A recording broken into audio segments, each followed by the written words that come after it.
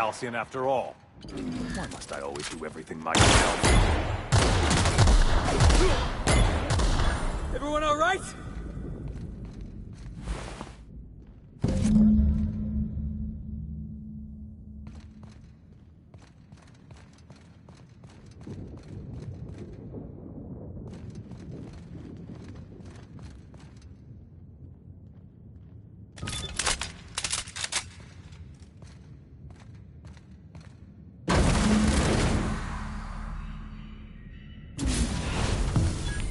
You don't know how glad I am to see you.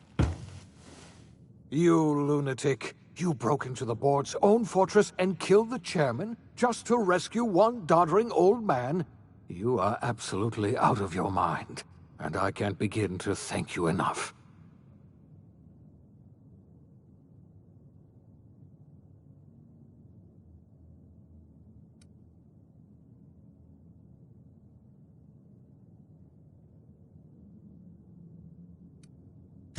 Ah, all in a day's work for you, huh? You've broken the board's stranglehold on this colony, and you saved my life. But there's still so much we have yet to accomplish. You and I are going to have to work harder than ever to save Halcyon. I'm afraid the situation is far worse than any of us ever anticipated.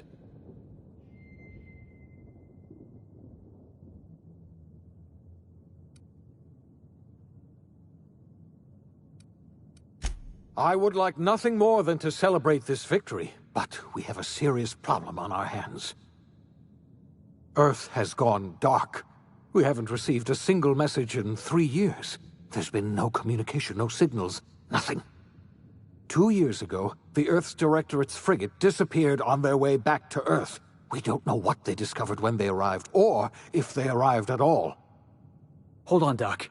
Are you telling me the Earth went dark 3 years ago? And the board's just been covering this up? They've been incredibly effective at concealing the truth. Right now, the only people in the colony who know are standing in this room. So we've got to make do on our own. Seems to me that'll make us stronger in the end anyhow. You're quite right. We've got no choice but to make do on our own. We're in serious trouble, my friend. Do you know what this means for Halcyon? We can't rely on Earth for support anymore. We've been cut loose. We're entirely on our own.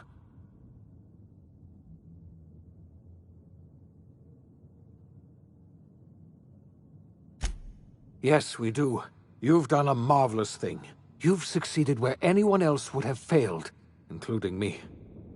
We must begin the revival process immediately, starting with the Hope's brightest minds, and then we're going to fix this damn colony, one problem at a time. We're going to need a leader.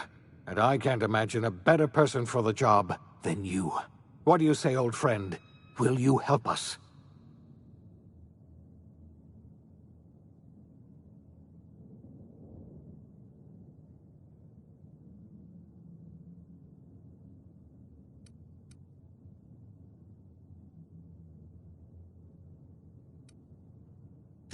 I can't tell you how glad I am to hear that. When I revived you, I thought we were going to save this colony all by ourselves. But I was wrong. We can't save Halcyon on our own. We're all going to have to pull together, somehow. We are not a colony anymore.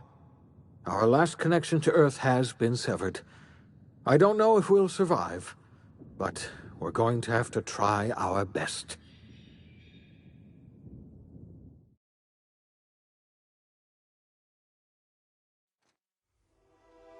The OSI teaches that everything in the universe happens according to the grand plan. But the stranger that arrived in Halcyon was an unplanned variable. From the moment he landed in Emerald Vale, his actions altered the course of history. The events on Tartarus brought about the end of the board's authority. But the board's mistakes would haunt the colony for decades to come. The damage they left behind would require the work of a generation to repair. Dr. Phineas Wells began reviving a handful of the Hope's colonists. Engineers, scientists, technicians, and intellectuals. They were among the brightest minds the Earth had ever sent out into the stars. The Hope scientists and engineers woke up in a colony descending headlong into total collapse. With no way to return to Earth, they had no choice but to band together and devote themselves to the cause of saving Halcyon. The people of Halcyon were nothing if not hardy. In the absence of the board's authority, many of the colony's settlements banded together with a single purpose in mind: survival. Life was especially hard in the years to come. Some towns dissolved by attrition and starvation, but most of them found a way to carry on. In the years to come, Halcyon was forced to reckon with its newfound freedom. The board was gone, and for better or worse, the colony was responsible for its own destiny. As the colony struggled to survive, the inspirational story of the Iconoclasts spread like wildfire, and Graham was able to bring many of the smaller Terra 2 townships into the fold. However, his zealous obsession with spreading the word blinded him to the needs of a growing organization, and the movement was unsustainable at scale. The Iconoclast way seemed to work best, and ultimately petered out on Monarch. The collapse of Edgewater left its workers bereft of any purpose in life. Most of them made their way to Adelaide McDevitt's camp, hoping to ingratiate themselves into her favor. Adelaide accepted only a few to her community. The rest were turned away and likely died of starvation. Nevertheless, Adelaide's camp grew into a well-established town. Adelaide McDevitt refused to cooperate with the ongoing effort to save Halcyon from collapse. A sympathetic deserter stole a copy of her research and delivered it to the Hope's scientists. It is unclear how useful Adelaide's research was. An optimistic estimate suggests her work may have bought Halcyon another few years of survival. Adelaide would never know. She died that winter. Under the leadership of Junlei Tennyson, the Groundbreaker held firm against corporate influence. The ship's mechanical stability gave Junlei the time to educate a promising generation of engineers, schooled in her family's traditions. The future of the Groundbreaker looks promising. The rediscovery of the Hope and the abandonment of the lifetime employment program forced Byzantium to come to terms with some uncomfortable realities about the state of Halcyon. While Byzantines were reluctant to surrender the luxuries they'd grown accustomed to, the board's diminished authority gave them little choice in the matter.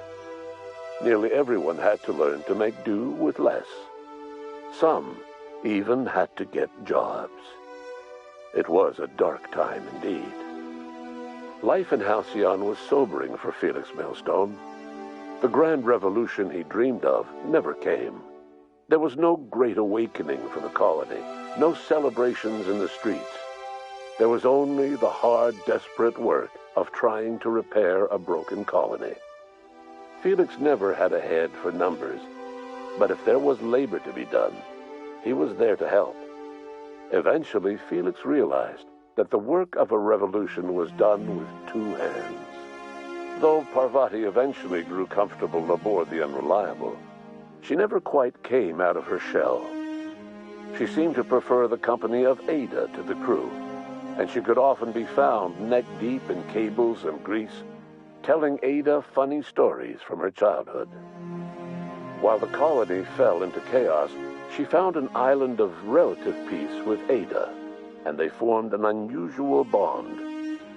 She decided to remain aboard the Unreliable permanently as its chief and sole engineer. Nyoka returned to Monarch to take another crack at making a permanent life for herself. She formed the Charon Group, a mercenary outfit of ragtag survivalists and wilderness experts. Anyone in need of a guide or just looking to throw back a beer and swap stories could find her camping on the trail or clearing an infestation. The SAM unit that accompanied you spread awareness of the product line's superior sanitation and maintenance capabilities across what was left of the colony. This led to a boost in SAM unit sales. Did you know that SAM units are the longest-lasting, toughest-acting cleaning solution in Halcyon?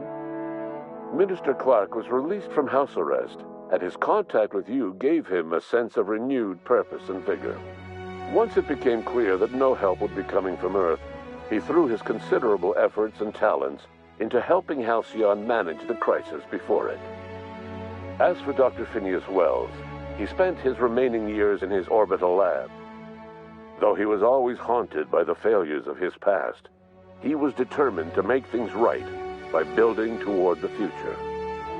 Dr. Wells was able to revive many more scientists and engineers than he first expected, thanks to the additional batch of chemicals you stole from the Ministry. Wells never forgot about the human lives that were lost in acquiring these chemicals. The revival project was hard and painful work, but in the end, despite limited resources, over half the Hope's colonists were successfully revived. Even after Wells passed away, the Hope scientists and engineers worked night and day to pull Halcyon from the brink of collapse. Their efforts continue to this day, which may be reason enough for optimism. Dr. Wells laid the groundwork for the project to save the colony, but he would never live to see the fruits of his labor. He passed away a few years later. His work was carried on by the scientists and engineers he revived. Life will never be the same in Halcyon. It is widely agreed that the colony has a chance of stabilizing within a generation, owing to the hard work and determination of the surviving colonists. Recovery is a distant goal, and the path is long and uncertain. But the people of Halcyon carry on, determined as ever. And what about you, the unplanned variable in the history of Halcyon? Long after Wells passed away, you carried on his work with more energy, determination, and brilliance than he could ever muster. The years that followed were hard, but Halcyon survived by the efforts of the Hope's most promising colonists, the greatest of which was you. No one knows what's happened to Earth, and no one knows what the future has in store for Halcyon. All we know for certain is this: the name of the Unreliable and that of its intrepid captain will remain the subject of countless stories for years to come.